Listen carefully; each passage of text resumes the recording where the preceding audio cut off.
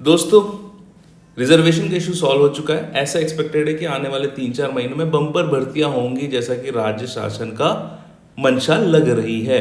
तो हो सकता है दोस्तों बहुत सारे वनडे एग्जाम्स आएंगे और उनमें से अगर एक भी वनडे एग्जाम आपने क्रैक कर लिया तो आपका जो एम्प्लॉयमेंट वाला सीन है वो कहीं ना कहीं सेट हो जाएगा।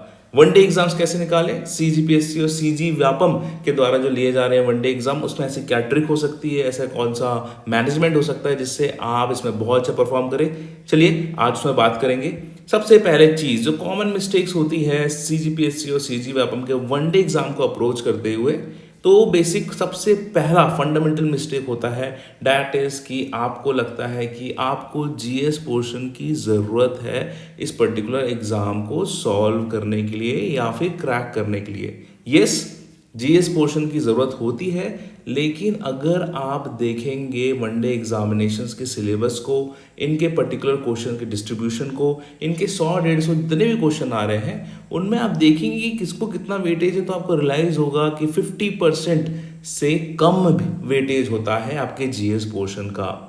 जीएस पोर्शन का वेटेज 50% से भी कम है और इसमें आप अपना 100% टाइम लगा रहे हैं। बताइए कितना प्रैक्टिकल है, कितना कह सकते हैं लॉजिकल है। तो पहला मिस्टेक ये होता है कि लोग जैसे वनडे एग्जाम आता है तो हरिराम पटेल सीजीजीएस की बुक, इंडिया जीएस की बुक, यूट्यूब के कोर्सेज, कोचिंग के दरवाजे खटखटाने लगते हैं। ये सबसे बड़ी मिस्टेक होती है कि ये फैक्ट कि आपने जीएस पढ़ने की ज़रूरत है इस एग्ज़ाम को क्रैक करने के लिए और सिर्फ जीएस के दम पे ही सब कुछ हो जाएगा, ये सोचना इज़ द कॉमन मिस्टेक। तो पहली बात तो ये है कि जीएस सब कुछ नहीं होता है। यस, 100% क्वेश्चन सॉल्व करने के लिए ज़रूरत होती है जीएस की, लेकिन अगर मान लीजिए बम्पर भर्ती निकल रही है 5,000, 7,000, 13,000 लोगों की, तो वहाँ पे अगर आपको जीएस नहीं भी आता है तो आपका सिलेक्शन होने के बहुत ज़्यादा चांसेस है।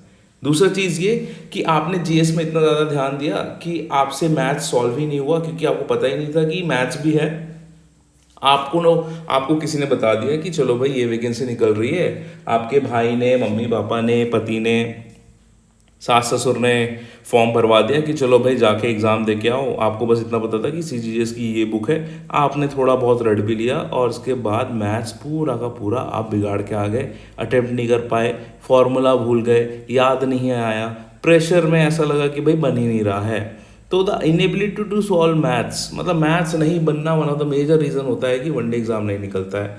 तीसरा, करंट अफेयर्स की बुकलेट थी, खरीद के तो ले आई, 3-3, 4-4, 6-6, लेकिन एक को भी ढंग से नहीं पढ़ा।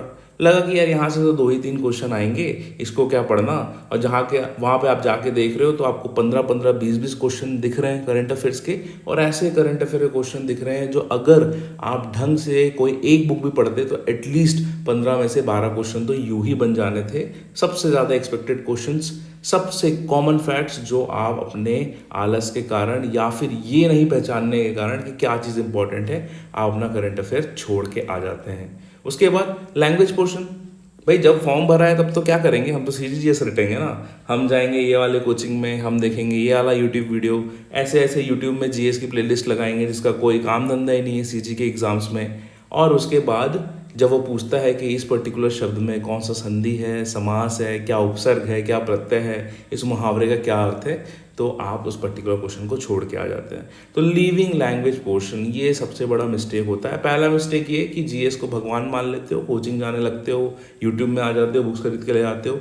दूसरा, मैथ सॉल्व नहीं करते हो, फॉर्मूला भूल जाते हो, पैनिक में सॉल्व नहीं कर पाते हो, टाइम हो जाता है। तीसरा, करंट अफेयर ले तो लेते हो कई मैगजीन, लेकिन आप रटते नहीं हो। चौथा, आपने लैंग्वेज पोर्शन में संधि, समास, उपसर्ग, प्रत्यय, synonym, antonym, one word substitution, ये सब कुछ पढ़ा ही नहीं, जीएस के पीछे भागते रहे और आपका पेपर पूरा का पूरा बैठ गया। नेक्स्ट, अब भाई, अब सर आपने इतना बड़ा रैंट दे दिया है, क्या क्या दिक्कतें होती हैं, तो सॉल्यूशन भी बताइए। दो बिल्कुल बता देते हैं सॉल्यूशन। पहला ये है कि मैथ्स पर फोकस करो, जितने भी पास्ट ईयर क्वेश्चन है उठाओ सीजीपीएससी व्यापम के। सीजीपीएससी में जितना भी सीसेट के पोर्शन है ना 2012 से लेके 22 तक, सबको सॉल्व कर लो। उनको सॉल्व करने के लिए साम दाम दंड भेद, जिस यूट्यूब टीचर के पास जाना पड़े, जितना 10th की बुक पढ़ना पड़े, कोई भैया से सीख लो, दीदी से सीख लो, पति से सीख लो, सास से सीख लो, ससुर से सीख लो, आपके ऊपर है। बट फोकस ऑन मैथ्स, अगर आप 25 में से 22 क्वेश्चन बना गए मैथ्स में तो ऑलरेडी 95% जो कंपटीशन है उसको आप बीट कर जाओगे। तो maths is the ultimate God one day exams में। उसके बाद फोकस ऑन लैंग्वेज। देखो लैंग्वेज में ऐसा है कि एक ही प्रकार के क्वेश्चन आते हैं। अगर इंग्लिश में वन वर्ड सब्सटीट्यूशन पूछ रहा है तो वन वर्ड सब्सटीट्यूशन पूछेगा। अगर हिंदी में उपसर्ग प्रत्यय पूछ रहा है तो वो पूछेगा। संधि समास पूछ रहा है तो पूछेगा ही। इसमें ज़्यादा ऑप्शन नहीं होता है, उन्हीं के हिसाब से प्रिपेयर कर लो। हाँ भाई, उपसर्ग प्रिपेयर कर लेते हैं, प्रत्यय प्रिपेयर कर लेते हैं, वन वर्ड सब्सटीट्यूशन प्रिपेयर कर लेते हैं, एंटोनिम सिनोनिम प्रिपेयर कर लेते हैं। उन्हीं के खांचे में जो जो क्वेश्चन पूछे गए हैं उनको एक एक बुक से उठाते जाओ, पास्ट ईयर क्वेश्चन देखते जाओ। कुछ भी है यूट्यूब से देख लो, लैंग्वेज से सीख लो, उस पर्टिकुलर टॉपिक के पास्ट ईयर क्वेश्चन अगर आपको रटा गए फिर भी आला एग्जाम निकल जाएगा। तीसरा, फोकस ऑन कंप्यूटर। कोई भी बेसिक मटेरियल पढ़ लो और यूट्यूब में common questions asked from computers in SSC, CGL, one day exam ये देख लो, 4-5 वीडियो देख लो, आपका हो जाएगा। उसके बाद कोई 2 करंट अफेयर मैगजीन रट लेना। एग्जाम में अगर बम्पर भर्ती वाला एग्जाम है तो कई कोचिंग निकालेंगे, कोई भी 2 मनपसंद जो सबसे बढ़िया लगे आपको वो रट लेना। एक तो उसी दिन खरीद लेना जिस दिन एग्ज़ाम अनाउंस होता है, दूसरा एग्ज़ाम होने के 15 दिन पहले खरीद लेना, इतना काफ़ी रहेगा। उसके बाद एक्सटेंसिवली यूज़ करो यूट्यूब और पास्ट ईयर क्वेश्चंस को। मोबाइल सिर्फ रील देखने के लिए नहीं है, वेब सीरीज़ देखने के लिए नहीं है, उसको थोड़ा सा यूज़ करो, इंटरनेट यूज़ करो, लैपटॉप खोल के बैठो। अगर आपको दिख रहा है कि उपसर्ग प्रत्यय से क्वेश्चन आया हुआ है, ठीक है, तो उपसर्ग प्रत्यय के जितने यूट्यूब में हैं उनके कॉमन छोटे छोटे वीडियोज़ देख लो, इतना कर लो। उसके बाद मोस्ट इंपॉर्टेंटली जीएस के बारे में परेशान मत हो। जीएस के क्वेश्चन जब इजी सेट होते हैं तो हर किसी से बन जाते हैं, और जब टफ सेट होते हैं तो किसी से नहीं हिलते हैं। फॉर एग्जांपल इस बार सीजी व्यापम को जो एसआई एग्ज़ाम था उसमें जो इंडिया जीएस था, it was very very very tough, है ना। मुझे एग्ज़ाम निकालने के बाद भी वो बहुत टफ लग रहा था। तो मुझे नहीं लगता है कि 99.99% लोग हैंडल कर पाते उस इंडिया जीएस के क्वेश्चंस को। तो जीएस के में अपना एनर्जी इन्वेस्ट करना बंद करो। हाँ जी, तो अब ये हो गया है कि आप में से कई लोगों ने कहा कि चलिए सर आपने हमारी प्रॉब्लम्स बता दिए, वो तो हम नहीं करेंगे, सॉल्यूशंस बता दिए वो हम लोग डेफिनेटली करेंगे। अब एक अच्छा शेड्यूल बता दीजिए कि जो चीज़ें हमको डेफिनेटली करनी है वो डेली कितने अमाउंट में करनी है। तो बेसिकली गुड शेड्यूल ये नहीं होता है कि आपने अपना आप तन मन धन रोज़ लगा दें उस पर्टिकुलर चीज़ के लिए। गुड शेड्यूल वो होता है जो बहुत ही नेचुरल तरीके से बिना आपके माइंड और बॉडी में ज़्यादा एक्सर्शन दिए आप अगले 50 से 60 दिन तक कर सकते हैं। तो सीजी जीएस या इंडिया जीएस के अलावा अपनी जीएस के पढ़ाई के अलावा आपको इतना टाइम देना है डेली अपने वनडे एग्जाम्स को मास्टर करने के लिए। तो उस पर्टिकुलर डेली शेड्यूल में आपको क्या क्या चलाना है जीएस के अलावा वो मैं आपको बता देता हूँ। 30 मिनट मैथ सॉल्व कर लो, कोई भी एक टॉपिक उठाओ उसके क्वेश्चन सॉल्व करो, बन रहे हैं तो ठीक है, 4-5 और सॉल्व करो, नहीं बन रहे हैं तो उसका आप थ्योरी समझ लो, उसके जितने भी फंडे हैं वो समझ लो यूट्यूब से। तो 30 मिनट आपको सिर्फ मैथ सॉल्व करना है। उसके बाद 1 घंटे लैंग्वेज के दे दो। फॉर एग्जांपल 1 घंटे लैंग्वेज में मैंने मान लो मैं इंग्लिश मीडियम से हूँ, मेरा इंग्लिश बहुत अच्छा है, तो मैं क्या करूँगा, मैं हिंदी आधा घंटे पढ़ लूँगा, छत्तीसगढ़ी 20 मिनट पढ़ लूँगा और 10 मिनट इंग्लिश पढ़ लूँगा। तो अपने हिसाब से आप लैंग्वेज 1 घंटा पढ़ सकते हैं। उसके बाद आप 15 मिनट कंप्यूटर को दे दीजिए, कोई भी एक टॉपिक चूज कर लीजिए। फॉर एग्जांपल मान लो आज मैं इनपुट आउटपुट डिवाइस पढ़ूंगा, तो उसको मैंने 15 मिनट देख लिया और उसके बाद उसके जितने क्वेश्चन हैं वो मैंने सॉल्व कर ली, वो हो जाता है। आप डेली 15 मिनट पढ़ेंगे तो देखना हफ्ते भर 15 दिन में वो कंप्यूटर वाला पोर्शन खत्म हो जाएगा। उसके बाद 30 मिनट करंट अफेयर पढ़ लो, कोई भी मैगजीन जो खरीद के लाए हो जोश में 3-4, उसमें से कोई एक उठाओ उसको रट लो, उसके बाद दूसरी उठाओ उसको रट लो। जैसे जैसे आप नंबर ऑफ मैगजीन्स कवर करते जाओगे आपको रियलाइज़ होगा कि नया कंटेंट कुछ नहीं है, सबने एक दूसरे को कॉपी पेस्ट मारा हुआ है अलग अलग फॉन्ट में, कई लोग तो फॉन्ट भी नहीं बदलते हैं। तो बेसिकली यही है कि 30 मिनट आपको करंट अफेयर को देना है। उसके बाद आपको क्या करना है कि 45 मिनट सॉल्व कर लीजिए पास्ट ईयर क्वेश्चन को। देखिए पास्ट ईयर क्वेश्चन आपको टॉपिक वाइज सॉल्व नहीं करना है, आप उस पूरे पेपर को देखो। फॉर एग्जाम्पल आपको मान लो शिक्षक भर्ती है, उसके आप प्रिपरेशन कर रहे हैं, तो जो पुराने शिक्षक भर्ती के पेपर हो चुके हैं उनके क्वेश्चन पेपर मंगवा लो कहीं से, और क्वेश्चन नंबर 1 से लेके क्वेश्चन नंबर 100 तक देखोगे कि कौन से पोर्शन से कितने मार्क्स पूछे गए। फॉर एग्जांपल जीएस से 20 नंबर पूछे हैं, मैथ से 30 नंबर पूछा है, करंट अफेयर से 10 नंबर के आ गए हैं, कंप्यूटर से 15 क्वेश्चन आए हुए हैं, लैंग्वेज से 25 क्वेश्चन आए हुए हैं। तो क्या होता है कि इससे आपका दिमाग खुलता है कि इन 100 क्वेश्चन का मतलब ये नहीं है कि सीजी जीएस और इंडिया जीएस चले कि मैं यहाँ से वहाँ जाते रहूँ, कि मैं बुक पढ़ते रहूँ, कि यूट्यूब में देखते रहूँ, कि कोचिंग के चक्कर काटते रहूँ, ये नहीं है। क्वेश्चन नंबर 1 से लेके क्वेश्चन नंबर 100 आपने एक बार देख लिया तो आपको ये समझ में आ गया कि इस क्वेश्चन को कितना टाइम देना है। जब जीएस से सिर्फ 20% क्वेश्चन पूछे जा रहे हैं तो उसमें मैं अपना 80% टाइम क्यों लगाऊं?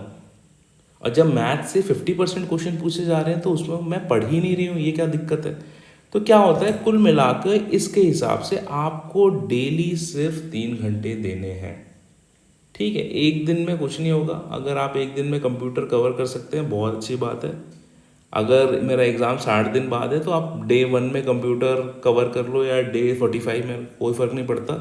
लेकिन एक दिन कंप्यूटर पढ़ने के बाद दिन भर आप 3 दिन गायब रहोगे तो उसका कोई मतलब नहीं होता है। ये गुड शेड्यूल वही होता है जो दिखने में बड़ा सिंपल होता है लेकिन फॉलो करने में बहुत टफ होता है। तो ये 3 घंटे आप डेली दीजिए मुझे और इसको आप 50 दिन करो। डेली मतलब ये शेड्यूल मेरे को 3 घंटे दे दो, 50 दिन करो। 51st डे मैं आपसे पूछूंगा कि आपका कितना सिलेबस कंप्लीट हो गया है और आप सब लोग बोलोगे कि 95 से 97% मेरा सिलेबस कंप्लीट हो गया है।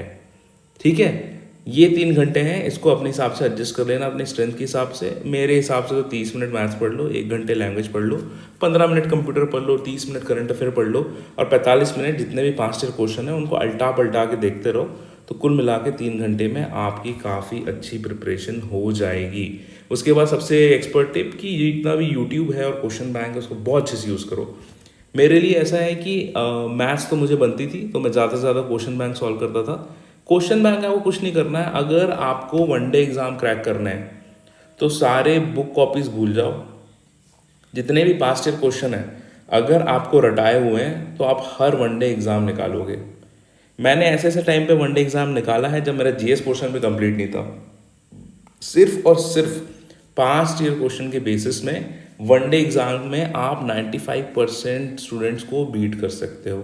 अगर पास्ट ईयर क्वेश्चंस याद हैं, आप उसके नेचर से भली भांति परिचित हो और आपके मैथ्स के 95 से 97% क्वेश्चन सही बन गए तो आप इन दोनों के ही बेसिस में टॉप 20 टॉप 25 रैंक मार लोगे।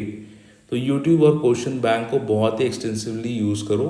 मेरे ओपिनियन में Lucent publication is very good for 1 day exams. English के पास्ट ईयर इंग्लिश की थ्योरी है, फिर जितने पॉपुलर पास्ट ईयर क्वेश्चन है वो दिया गया है। हिंदी की थ्योरी है, फिर जितने पास्ट ईयर क्वेश्चन है वो दिया गया है। मैथ्स के लिए कोई भी कह सकते हैं कोई भी कॉमन कॉम्पिटिटिव एग्जाम वाली बुक उठा लेना, एस चंद या फिर कुछ अग्रवाल वाली आती है, शायद RS अग्रवाल आती है, वो देख लेना, वो सॉल्व कर लेना पर टॉपिक वाइज। कंप्यूटर के लिए वंस अगेन लूसेंट ले लेना और उसके पास्ट ईयर क्वेश्चन उसमें हर चैप्टर के एंड में दिए होते हैं, वो सॉल्व कर लेना। कुल मिला के लैंग्वेज हिंदी, इंग्लिश, कंप्यूटर, इनके लिए लूसेंट उठा लो और इसको सॉल्व करना चालू कर दो। आपको मैं बता नहीं सकता हूँ इतना ज़्यादा फ़ायदा होगा आने वाले एग्ज़ाम्स में कि आपकी बहुत आसानी से बिना प्राण जलाए आपके रैंक आने लग जाएंगे। And last but not the least, जो इस एग्ज़ाम की फ़िलॉसफी रही है, it's not the knowledge, it's smartness about where to invest your time and energy. ठीक है दोस्तों, नॉलेज से अगर होता तो हर किसी का सिलेक्शन हो चुका होता। आपको कुछ कुछ विजन क्लियर होना चाहिए उस पर्टिकुलर एग्ज़ाम के बारे में। आपको बहुत महाज्ञानी नहीं बनना है, आपको कुछ बहुत बड़ा विद्वान या विदुषी नहीं बनना है। आपको उस 100 क्वेश्चंस में से सबसे इजी क्वेश्चंस आ रहे हैं उनको डेफिनेटली सॉल्व करना है। जो मीडियम क्वेश्चन आ रहे हैं अगर पास्ट ईयर क्वेश्चंस के बेसिस पे रहे तो हम सॉल्व कर देंगे, वरना हम छोड़ देंगे। और जो टफ क्वेश्चन आ रहे हैं वो तो आप 1000 साल भी पढ़ोगे उस सब्जेक्ट को तो भी नहीं बनेंगे। वो फैक्ट इतने रेयर होते हैं कि वो मिस हो जाएंगे। तो दोस्तों एक बात क्लियर है, 1 डे एग्ज़ाम क्रैक करने के लिए it's not about knowledge, it's all about कि आप उस पर्टिकुलर एग्ज़ाम के सिलेबस और उस क्वेश्चंस में कौन से सिलेबस का कितना परसेंटेज वेटेज है वो कितने अच्छे समझते हैं। और दूसरी सबसे इम्पॉर्टेंट चीज़ कि जितने भी पास्ट ईयर क्वेश्चंस हैं क्या आप वो बना पाते हैं या नहीं बना पाते हैं। ये दोनों चीज़ें हैं, ये जिसने समझ ली उसका एग्ज़ाम बहुत ही आसानी से और बहुत ही जल्दी निकल आता है। ट्रस्ट में दोस्तों, मैंने 3 1 डे एग्ज़ाम दिए हैं अपने प्रिपरेशन के दौरान, क्योंकि उसके बाद तो 1 डे एग्ज़ाम्स आने बंद हो गए थे। मैंने 3 1 डे एग्ज़ाम्स दिए। एक एग्ज़ाम में रैंक 2 आई थी, एक एग्ज़ाम में रैंक 5 आई थी, एक एग्ज़ाम में रैंक 13 आई थी। मतलब मैंने जो वनडे एग्ज़ाम में मैं बैठा हूँ, मैं टॉप 15 के बाहर गया ही नहीं हूँ। ठीक है, स्पेशली ऐसे एग्ज़ाम्स में जहाँ पे बहुत ज़्यादा कंपटीशन होता है। तो आप मान सकते हैं कि 3 में से 2 में तो मैं सिंगल डिजिट रैंक में था, सिंगल डिजिट में भी टॉप 5 में ही था, रैंक 2 एंड रैंक 5। तो ऐसा है कि मेरा एक्सपीरियंस यही कहता है कि it's never about knowledge. CGPSC को भी इंक्लूड कर लो तो it's not about knowledge, it's all about कि आप कितने स्मार्टली अपना टाइम इन्वेस्ट करते हैं कुछ रिवॉर्डिंग पोर्शन ऑफ सिलेबस में। आई होप मेरा मैसेज काफ़ी क्लियर है, आप फॉलो करेंगे। आप फॉलो करो 50 दिन, गारंटी तो नहीं ले सकता हूँ, लेकिन आशा करता हूँ कि 50 दिन में 95% सिलेबस आप कवर कर लोगे वनडे एग्ज़ाम का। और आप देखोगे कि जिस दिन आप एग्ज़ाम में बैठोगे उसी नेचर का क्वेश्चन दिखेगा और बड़े आसानी से वो बनता जाएगा।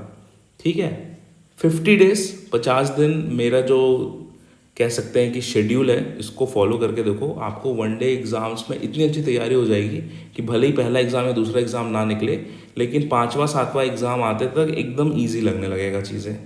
ठीक है दोस्तों, all the best, I hope this will work. तो ये थी स्ट्रैटेजी CGPSC CGWAPM के वनडे चीज़ों को डील करने के लिए। आई होप आपको काफ़ी मदद हुई होगी and expecting to see your results. Thank you very much.